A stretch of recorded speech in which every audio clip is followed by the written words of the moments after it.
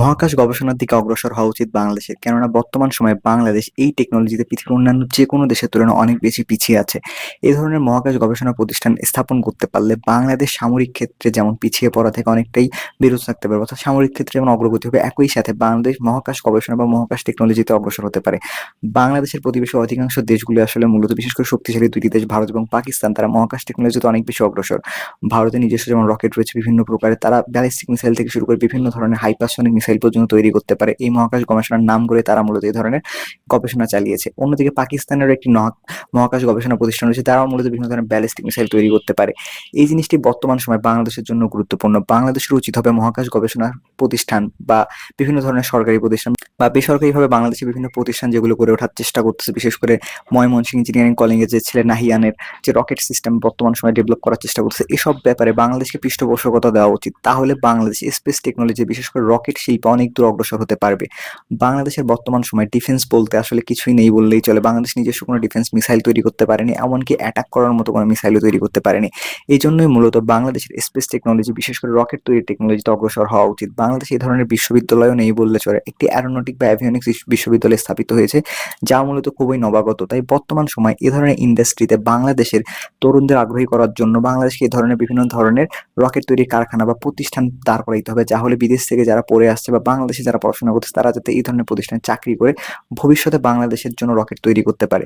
বাংলাদেশে বর্তমান সময় অবজারভেশন কোনো স্যাটেলাইট নেই বললেই চলে। বাংলাদেশে একটি অবজারভেশন বা আর্থ অবজারভেশন স্যাটেলাইট প্রয়োজন। এই ধরনের স্যাটেলাইট থাকলে বাংলাদেশ তাদের দূরবর্তী সীমান্তে নজরদারি করতে পারবে, সমুদ্রের ভিতরে নজরদারি করতে পারবে, মায়ানমারের মতো প্রত্যন্ত অঞ্চলে নজরদারি করতে পারবে। ভারত এবং বাংলাদেশের যে কমপ্লেক্স বর্ডার রয়েছে, যে জায়গায় সব জায়গায় আসলে নজরদারি করা অনেকটা কঠিন, বা ড্রোন মোতায়েন করলেও তা আবার ভারত শুট ডাউন করতে পারে বা মিয়ানমারে শুট ডাউন হওয়ার সম্ভাবনা রয়েছে। তাই ড্রোনের মাধ্যমে এই দূরবর্তী সীমান্তগুলো নজরদারি করতে গেলে অনেকটাই ঝুঁকি নিয়ে করতে হবে এবং ড্রোন ভূপাতিত হওয়ার সম্ভাবনা রয়েছে বা আকাশসীমা লঙ্ঘন হওয়ার একটা সম্ভাবনা রয়েছে। তাই এসব ক্ষেত্রে আর্থ অবজারভেশন স্যাটেলাইট থাকলে বাংলাদেশ সহজেই দ্রুত এবং বিভিন্ন ধরনের প্রত্যন্ত অঞ্চলে বাংলাদেশের সীমান্ত পাহারার কাজ করতে পারতো, বা সমুদ্র অঞ্চলে বাংলাদেশ অনেকটা পাহারার কাজ করতে পারতো বা অবজারভেশন করতে পারতো এই ধরনের স্যাটেলাইটের মাধ্যমে। মহাকাশ গবেষণায় শুধু একটি মাত্র ডাইমেনশন থাকেনি যে শুধুমাত্র রকেট উৎপাদন। এক্ষেত্রে স্পেস টেকনোলজি বিশেষ করে স্যাটেলাইট উৎপাদন, তার হচ্ছে রাডার উৎপাদন এবং বিভিন্ন ধরনের ইঞ্জিন উৎপাদন, সকল ধরনের আসলে অ্যাভিওনিক্স জগতের যত ধরনের হাইটেক প্রযুক্তি রয়েছে সব আসলে উৎপাদনের দিকে মনোযোগী হতে হয়। তাই বাংলাদেশ যদি স্পেস টেকনোলজি অগ্রসর হতে পারে, তাহলে বাংলাদেশের হাতে যেমন নিজস্ব এয়ার ডিফেন্স সিস্টেম থাকবে বা নিজেদের ডেভেলপমেন্ট করা এয়ার ডিফেন্স মিসাইল থাকবে, এছাড়া অন্য দেশে আক্রমণ করার মতো হাইপারসনিক মিসাইল বা ব্যালিস্টিক মিসাইল বাংলাদেশ একসময় উৎপাদন করতে পারবে বলে আশা করা যায়।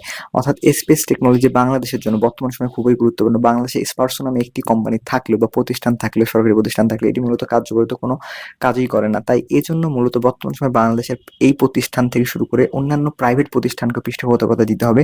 বিশেষ করে যেমন নাহিয়ানের যেমন প্রতিষ্ঠান রয়েছে, যারা ধূমকেতু নামে একটি রকেট উৎক্ষেপণ করেছে, যা সফলভাবে উৎক্ষেপণ হয়েছে। তাই তাদেরকে আসলে এই ধরনের প্রশিক্ষণে বা তাদেরকে আরো উন্নতভাবে কিভাবে করা যায় বা তাদেরকে কিভাবে সাপোর্ট দেওয়া যায় অর্থনৈতিকভাবে বড় ইনভেস্টমেন্টের মাধ্যমে, এই জিনিসগুলোকে বাংলাদেশে বর্তমান সময়ে প্রাধান্য দিতে হবে।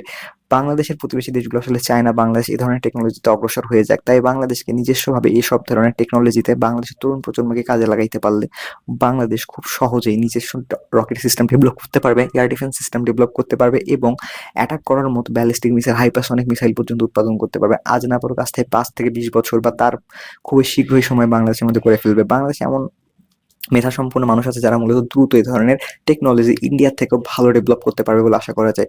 এমনকি বাংলাদেশের ড্রোন নিয়েও বর্তমানে কাজ চলতেছে, বিভিন্ন বেসরকারি প্রতিষ্ঠান ড্রোন উৎপাদনের ব্যাপারে আগ্রহী। তাই এই প্রতিষ্ঠানগুলোকে যদি বাংলাদেশ সেনাবাহিনী তাদের ড্রোন বানানোর টেন্ডার দেয়, তাহলে বাংলাদেশের এই প্রতিষ্ঠানগুলো আরো বেশি গ্রো করবে। অর্থাৎ সেনাবাহিনীর বড় টেন্ডারের লাভের আশায় তারা আসলে আরো ভালো পরিমাণ ডেভেলপ করবে, রিসার্চ ডেভেলপমেন্টে তারা আরো বেশি আগ্রহী হবে।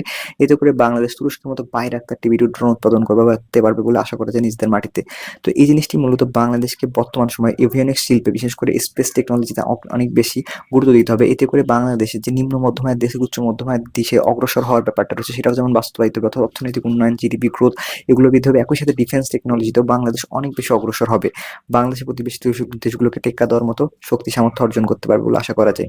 তো এই বিষয়ে আপনাদের গুরুত্বপূর্ণ মতামত জানাতে পারেন আমাদের কমেন্ট বক্সে। আর কোন বিষয়ে রয়েছেন তা জানাতে পারেন আমাদের কমেন্ট বক্সে। পাই।